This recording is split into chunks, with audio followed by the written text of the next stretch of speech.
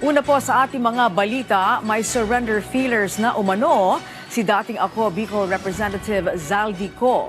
Mismong si Interior and Local Government Secretary John Vic Remulla ang nagkumpirma kung saan nais na umano nitong makipagdialogo sa pamahalaan.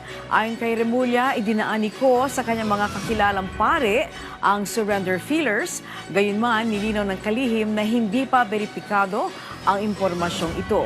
Sa kabila nito ay ginit ng kalihim na sineseryoso ng pamahalaan ang anumang pahiwatig ng pagkipagdialogo o ng dating mambabatas na si Ko ay pinaghahanap ng mga otoridad dahil sa pagkakasangkot sa umano'y maanumalyang flood control project sa Oriental Mindoro. Huling na-monitor si Ko sa Portugal. Siyang feelers na through sa mga ibang pare na kilala niya.